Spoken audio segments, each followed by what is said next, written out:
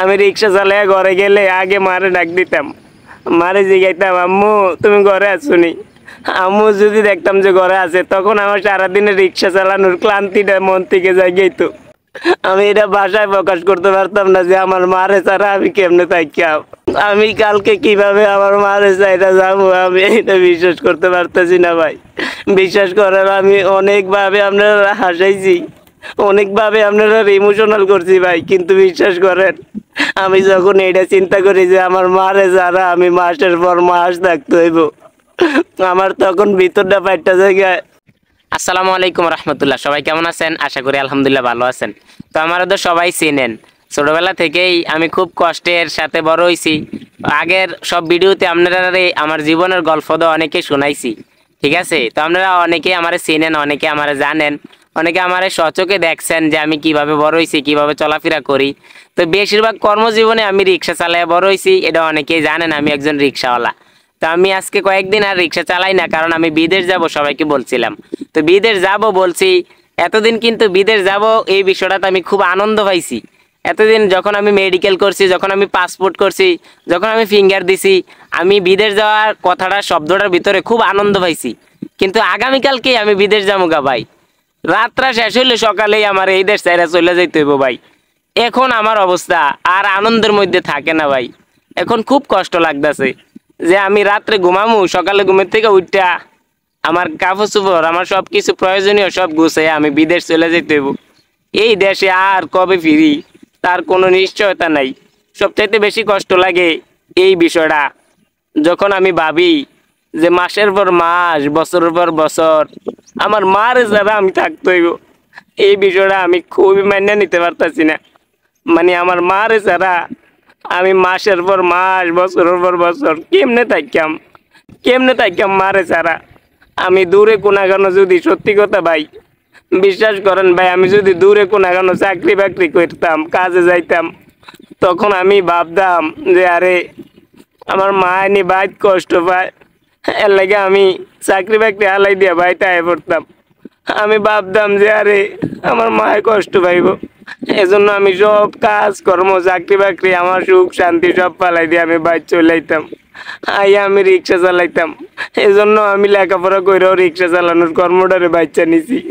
আমি আমার মারে ছাড়া থাকতে পারতাম না এজন্য। কিন্তু এখন যে এত অল্প সময়ের মধ্যে আমার এই দেশ চাইরা, আমার মা বাইরে চাইরা আমি চলে যেতে হইব, বিশ্বাস করেন আমি এটা কল্পনাও করছি না যে এত তাড়াতাড়ি আমার এই দেশ চাইরা বিদেশ চলে যেতে হইব। আর সবচেয়ে বড় কথা, সবচাইতে বেশি কষ্ট লাগে তখন ভাই যখন ভাবি যে আমার মার খেয়াল রাখবো কে। বিশ্বাস করেন ভাই, আমি নিশ্চিন্তে বিদেশ চলে যাইতাম, কোনো কষ্টই লাগতো না যদি আমি এমন একটা লোক পাইতাম যে আমার মতো করে আমার মার খেয়াল রাখবো, যে আমার মতো করে আমার মারে ভালোবাসবো। এমন একটা লোক যদি পাইতাম, আমি নিঃসন্দেহে আস্তে আস্তে বিদেশ চলে যেতাম। বিশ্বাস করেন ভাই, আমার মায়ের প্রতি আমার এত ভালোবাসা যে আমার মায়ের যত্ন কে নিব আমি কারোর উপর বিশ্বাস করতে পারি না। এই জগতের কোনো মানুষের উপর আমার বিশ্বাস হয় না যে আমার মার খেয়াল রাখবো। আমি সবসময় আমার মারে নিয়েই চিন্তা করি। আমি যে এই দেশ চাইরা বিদেশ চলে যাবো, আমি যে এই দেশ চাইরা বিদেশ চলে যাবো, আমার নিজের কোনো সুখের কথাই আমি চিন্তা করি না। আমি রিক্সা চালায় বড় হয়েছি, আমি কি বিদেশ গিয়ে রিক্সা চালামু না তার চাইতে খারাপ অবস্থানে আমি থাকতাম, এটা আমি জানি না। আমি এখানে থেকে এটা কল্পনাও করতে পারতাছি না। আমি বিদেশ গিয়ে কি রিক্সা চালানোর চাইতে আরো ভালো কোনো কর্মে নিয়োগ হইতে পাইরাম, নাকি আরো খারাপ অবস্থান আমার হইব, নাকি ইটান্ত হইব, না 60 ডিগ্রি রইতে কাজ করতে হইব, আমি এটা কোনো সময়ে ভাবি না। আমার একটা বিষয় ভাবতে খুব কষ্ট হয়, আমি যদি বাড়ি থেকে চলে যাই আমার মার খেয়াল রাখবো কে। যদিও আমার ভাই বোন বাবা অনেকেই বাড়িতে আছে, কিন্তু বিশ্বাস করেন ভাই আমার মায়ের যত্নের জন্য আমি কাউকে বিশ্বাস করতে পারতাছি না। আমি যখন বিদেশিদের সাথে মোবাইলে কথা বলি, আমার আরও অনেক আত্মীয় স্বজন যারা বিদেশে আছে তাদের সাথে যখন মোবাইলে কথা বলি, তারা যখন আমারে কয় যে বিদেশ আইলে 60 ডিগ্রি রইদ কাজ করতে হইব, হিট টানতে হইব, অনেক কষ্ট, রাইন্দা খাইতে হইব, কাপড় চোপড় ধুইতে হইব, এগুলা ভাববা আমি জীবনেও কোনো কষ্ট পাইছি না। কারণ আমি দেশে থাকতে জীবনের সাথে যুদ্ধ করছি, অনেক পরিশ্রমের কাজ করছি, অনেক সময় ম্যাগে ভিজে কাজ করছি, অনেক সময় রোদে পুরা কাজ করছি, কারণ কাজ করা আমার অভ্যস্ত। কিন্তু আমি কাজের বিষয়ে কোনো সময় কষ্ট পাই না। কিন্তু আমি এইটা ভাববা সবচেয়ে বেশি কষ্ট পাই যে আমি আমার মা বাইরে চাইরা দিয়া বিদেশ যাইম, আমার মার খেয়াল রাখবো কেডায়? বিশ্বাস করেন ভাই, আমার মতো কইরা আমার মারে খেয়াল রাখবো এমন একজন বিশ্বাসী মানুষ আমি পাইতেছি না। যে আমি এই দেশ চাইরা চলে গেলি গা, আমার মার কাছ থেকে দূরে চলে গেলি গা, কে আমার মারে আমার মতন করে খেয়াল রাখবো? আমি আমার মার যেভাবে খোঁজ খবর নেই, আমি রিক্সা চালায় ঘরে গেলে আগে মারে ডাক দিতাম, মারে জিগাইতাম আম্মু তুমি ঘরে আসুনি। আম্মু যদি দেখতাম যে ঘরে আছে, তখন আমার সারাদিনে রিক্সা চালানোর ক্লান্তিটা মন থেকে জাগিয়ে তো। তখন আমি খাইছি বা তৃষ্ণা আছি না ক্ষুধার্ত আছি, এটা তখন আমার মনে থাকতো না। যখন আমি ঘরে গিয়ে ডাক দিতাম আম্মু তুমি ঘরে আছো, তখন খুব ভালো লাগতো যখন আম্মু সারা দিত। কিন্তু কোনো সময় যদি আমি ঘরে রিক্সা চালিয়ে গিয়ে দেখতাম আমার আম্মু নাই, কোনো একটা কাজে বাইরে গেছে, তখন আমি খাবারও খাইতাম না। আমি আগে খোঁজ করতাম আমার আম্মু কই আছে দেই, আম্মুরে নিয়ে আইয়া তারপর আমার মায় খাবার দিলে আমি তখন খাইতাম। এখন আমি চিন্তা করতেছি আমার মাত্র একটা রাত থাকি আমি বাংলাদেশে, আমি কালকে কিভাবে আমার মারে চাইটা যাবো, আমি এটা বিশ্বাস করতে পারতেছি না ভাই। বিশ্বাস করেন আমি অনেকভাবে আপনারা হাসাইছি, অনেকভাবে আপনারা ইমোশনাল করছি ভাই, কিন্তু বিশ্বাস করেন আমি যখন এটা চিন্তা করি যে আমার মারে যারা আমি মাসের পর মাস থাকতে হইব, আমার তখন ভিতরটা পাইটা জায়গায় আমি এটা ভাষায় প্রকাশ করতে পারতাম না যে আমার মারে ছাড়া আমি কেমনে থাকি। আর বারবার কেন জানি মনটার ভিতরে একটা একটা বাড়তি চিন্তাই মনে হয় যে এই বুঝি আমার মারে শেষ, আমি বুঝি আর জীবন আমার মারে দেখতাম না। আমার মারে কে আমার মতন করে খেয়াল রাখবো? আমি এমন একটা বিশ্বাসী মানুষ পাইতেছি না। আমি যখন কামে থেকে যাইতাম, যদি রিক্সা চালাইয়া আমি যদি ঘরে যাইতাম, গিয়া দেখতাম আম্মু কলটা চাপতে আছে, টিউবওয়েল চাইপা বালতিতে পানি নিতে আছে, তখন যদি দেখতাম বালতিটা পুরনের আর এক চাপ পানি বাই আছে, আমি আমার মারে এই এক চাপ পানি চাপ দেওয়ার চেষ্টা করতাম। আমি চেষ্টা করতাম যাতে আমার মার কষ্ট না হয়, আমার মা যাতে রাঁধতে কষ্ট না হয়, এই জন্য আমি অনেক কষ্টে টিয়ে দিয়ে গ্যাসের চুলে আনছি। আমার মা যাতে লাকড়ি কষ্ট না পায়, আমি এদিক সেদিক থেকে লাকড়ি টুকে আনতাম। আমার মা যাতে খাবারে কষ্ট না পায়, আমি বিস্কিট চানাচুর আনুষঙ্গিক অনেক খাবার ঘরে নিয়ে রাখতাম ভাই। বিশ্বাস করেন আমি আমার মারে চাইটা যাবো কেমনে, এই বিষয়টা আমি ভাবতে পারতাছি না।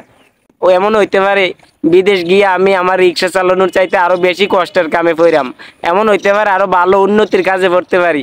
এটা কি হইব ঠিক আমি জানি না, কিন্তু এই কষ্টের কথা চিন্তা করে কখনো আমার কষ্ট হয় না। আমার সবচাইতে বেশি কষ্ট হয় তখন ভাই, বিশ্বাস করেন যখন আমি এই কথাটা চিন্তা করি যে মাসের পর মাস বছরের পর বছর আমার মারে ছাড়া আমি থাকতে হইব, তখন আমার খুব কষ্ট লাগে। আমি বিষয়টা বুঝাইতে পারতাম না। আমার মা যখন অসুস্থ হয়ে গেছে, তখন যখন আমি ডাক্তারের কাছে নিছি, ডাক্তারে কইছে জোরের কোনো কাজ যাতে না করে, তখন থেকে আমি আমার মারে এইভাবে খেয়াল রাখতাম। আমি যদি রিক্সা চালায় যাইতে দেখতাম আমার মা গোসলের করার জন্য বালতি পানি চাপতাছে, তখন আমি যদি দেখতাম আর 2 চাপ পানি বালতির মধ্যে লাগবো, আমি এই 2টা চাপ আমি নিজে দেওয়ার চেষ্টা করতাম। আমার চোখের সামনে কোনো ভারী জিনিস আমার মারে আলগি দিতে আমি দেই নাই, কারণ ডাক্তার নিষেধ করছিল যে আমার মারে সুস্থ রাখতে হইলে আমার মার যত্ন নিতে হইব। আমি ডাক্তারের কথা হইন না আমার মারে একটু ভালো রাখার জন্য কত কঠিন ভাবে আমার মারে যত্ন নিতাম। আমি রিক্সা চালিয়ে ঘরে গিয়া আমার মায়ের যখন দেখতাম পানি চাপতে আছে, বালতির 1 চাপ পানি, একটা চাপ আমি বেশি দেওয়ার চেষ্টা করতাম। আমি চাইতাম এই 1 চাপ পানির কষ্ট যাতে আমার মায় না করে, যেন আমার হয় এই কষ্টটা। একটা ভারী জিনিস আলগিয়ে দেওয়া লাগলে আমি দিতাম, আমার মায়ের জন্য এই ভারী জিনিসটা আলগি না দেয়। আমার মায়ের যদি কিছু খাইতে চাইতো, আমার কাছে টাকা না থাকলেও আমি কারো কাছ থেকে ধার করে হইলেও আমার মারে এই জিনিসটা খাওয়াইতে চাইতাম। এখন আমি এই জিনিসটা ভাবতে খুব কষ্ট হয় যে আমার মারে আমার মতো করে কে খেয়াল রাখবো। আমি বিদেশ যাই আমি অনেক কষ্ট করতে হইব, এই বিষয়টা হলে আমার কষ্ট হয় না। আমার কষ্ট লাগে এটে যে আমি কার উপরে বিশ্বাস করি, আমার মারে কে আমার মতন চাইয়া রাখবো? আমি কারো উপর বিশ্বাস করতে পারতাছি না যে আমার মারে আমার মতন কইরা দেখে রাখবো, আমার মতন করে যত্ন নিব, এরকম একটা মানুষ আমি পাইতাছি না। যাই হোক, তো যত কথাই কই আসলে বাস্তবতা খুবই নিষ্ঠুর। এই দেশ চাইরে আমার যাইতেই হইব। তো যেহেতু যাইতে হইব আর কিছু বলার নাই, সবাই আমার জন্য শুধু দোয়া করবেন যেন আমার ভিতরে কষ্টটা একটু কমে, আমার যেন তেমন কষ্ট না হয়, আমি যেন আমার আপন মানুষ চাইরা বিদেশ গিয়া যাতে থাকতে পারি এবং কি ভালো একটা কাজ পাই। সবাই আমার জন্য দোয়া করবেন। তো আজকের জন্য বিদায় নিচ্ছি। আবারও বলি, সবাই আমার জন্য দোয়া করবেন যেন আমি ধৈর্য ধরতে পারি, আমার মারে ছাড়া যেন আমি থাকতে পারি। সবাই আমার জন্য দোয়া করবেন। তো ভালো থাকবেন, সুস্থ থাকবেন, আল্লাহ আপনার কম মঙ্গল করুক, এই দোয়া করি। আসসালামু আলাইকুম রহমতুল্লাহ।